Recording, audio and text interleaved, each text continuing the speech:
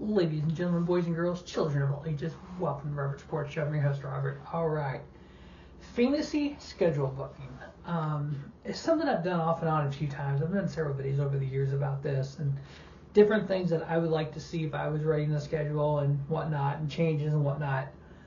This go around, because of some stuff that's already been announced for next year, I'm going to get stuck with that. With some rumors that have been talked about, I kind of went with those. A couple things that I personally don't want to see, but I understand why some people do, if that makes any sense. I know the All-Star race at Dover, the race itself was good, but the format sucked, and a lot of people talk about the old stuff, and there was a lot of reference to one hot night, and I understand why that was what it was, but the fact if we have to go back to 1992 when we talk about an All-Star race, maybe we should do something different. Now, if I was truly in charge of it all, and when it came to the Clash and the All-Star race, I personally would say combine those into one, run it preseason, run it at the end of January, run it the weekend before the World Series of Asphalt in New Smyrna. You invite all 36 charter teams. If you want a race or a pole, you automatically qualify to the main event. Everybody else does the open. You have 4 heats, 2 heats for the automatic qualifiers and 2 heats for the open. You do a practice and qualifying, like kind of like we have done for the Clash recent years at Bowman Gray. That sets your order for your heats. Inside is heat 1, outside is heat 2. And then the way you finish in your heats, that is how you start the main event. And you have the winners and pole winners and race winners. They automatically qualify. They still got heat races though for the actual qualifying sake. They're automatically in the main event. You take the top 2 of the open and you do the fan vote. Boom. But this isn't going to include that. That's just my personal thing that I like.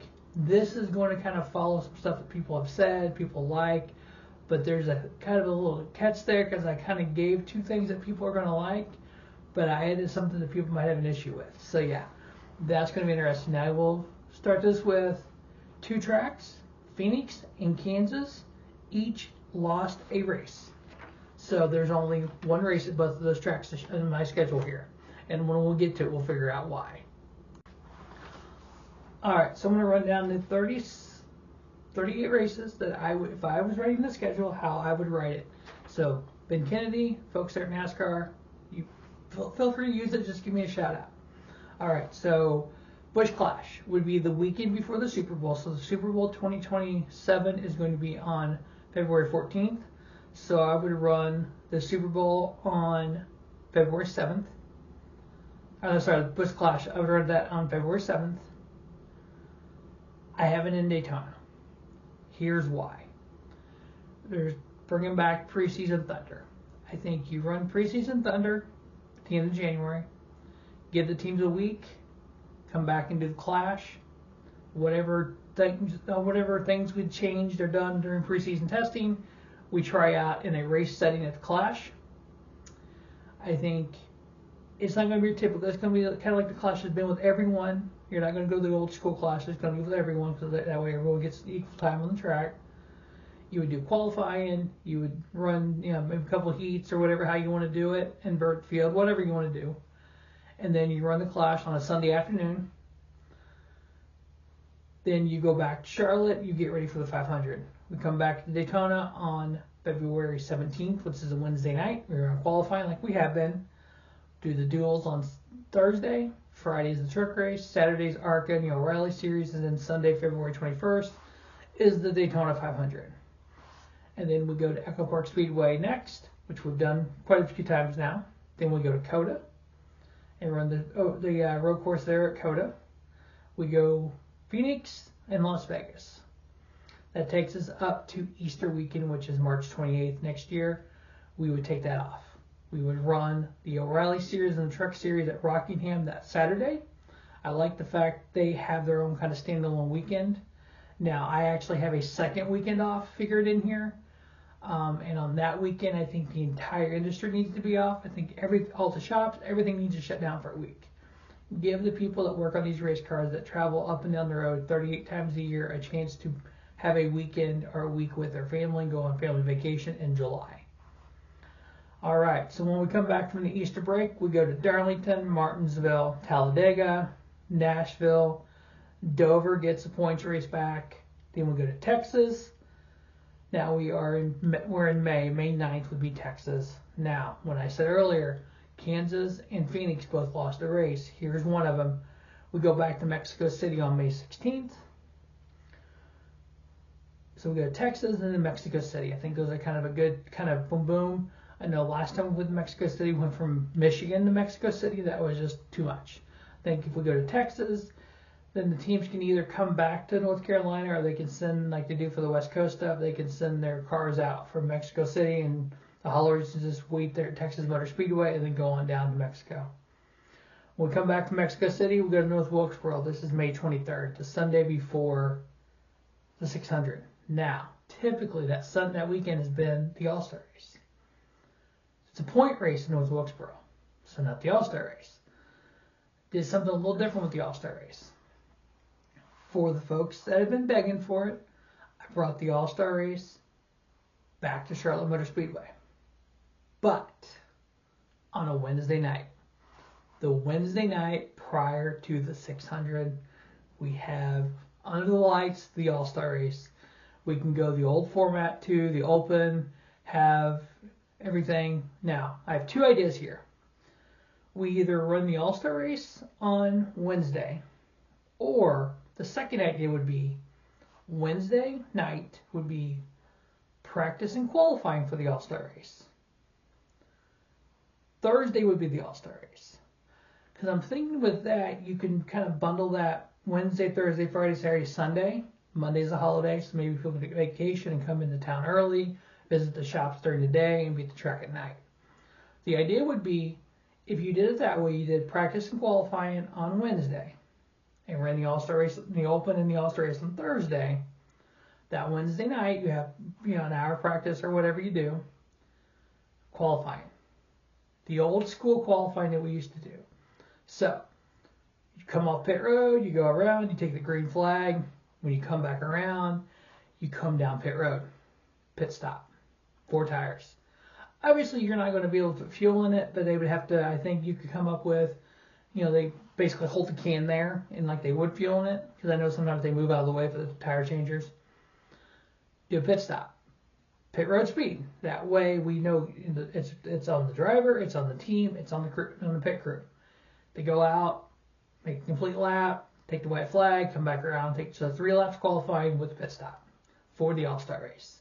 And that's the pit crew challenge is also involved in that. Then you run your Open and you run your All-Star race on Thursday. Friday night we have the trucks. Saturday we do ARCA and O'Reilly Series, and then Sunday we have the Coke 600. Then, here's where the other one is. We go to the Chicago Street Course the first weekend in June, June 6th. We leave the Chicago Street Course. We go to Iowa. Then we make the return to San Diego and do the Coronado again. So like I said earlier, we gained Mexico City and Chicago Street Course. We took away a Kansas race and we took away a Phoenix race. Brought back the Clash at Daytona, brought the All-Star race back to Charlotte, because we have 2 street races. And we have an extra road course in Mexico City. So it's one of those kind of give and takes. So we go June 20th, we do San Diego. June 27th, we do Sonoma. July 4th weekend, we go to Echo Park Speedway. They're in Atlanta. And run it under the lights with a big old fireworks display afterwards. We can even run on Saturday night if you want to. Then we're off the following week. So July 11th, that weekend we're off. And I would say the entire industry is off. Shut down the shops and everything. And then we come back, we do Pocono, New Hampshire, Richmond, go to Indy. I moved Daytona up a couple of weeks. Daytona is in the middle of August. It is no longer the season finale. I'll get to why in a moment. Go to Daytona, we go to Michigan. Then the regular season finale. We bring that to Kansas Speedway. Their only race they're going to have. We're going to give them the regular season finale. We're going to do it right before football season starts. Because one thing that a lot of people talk about is attendance. And one thing about attendance in Kansas, when there's 2 races, people go, well, I don't want to go to this one. I'll go to the fall one. And they come to the fall. Well, the Chiefs are in town. I want to watch the Chiefs. Or I want to go to the Chiefs game. Chiefs are huge in Kansas City, especially when they're winning Super Bowls like they have. So I think if you do it before the football season starts, you do it before the stretch run for the playoffs when the Royals are good. You do it at the end of August. You can do it on a Saturday night under the lights if you want. You can do it on a Sunday afternoon, your choice. But then they get that regular season finale, so you have that battle for the regular season title. You have the battle to make the chase. You can see you have one of the, typically it's been one of the better races for the most part. So then we enter the chase. We have a 10-race chase like we have been. I say all 3 O'Reilly Series, Truck Series, and Cup all start at Darlington. Labor Day weekend, we'll go to Darlington for the Southern 500. Then we go to Watkins, Glen. I know it's already been announced it'd be in August next year, so that's why I put it there. And then we go to Chicagoland. So we're doing the Chicago Street Course in June, and then in September, part of the third race of the chase, we go to Chicagoland. Then we go to Worldwide Technology, they're right side of St. Louis. Then we go to Bristol Night Race. So the only race that Bristol has is the Bristol Night Race. So then we go to Charlotte for the 400, or we do 500 in the fall. Obviously not the rollable, because nobody wants the rollable no more. Then we go to Talladega, Martinsville, and we ended at Homestead. 36 races.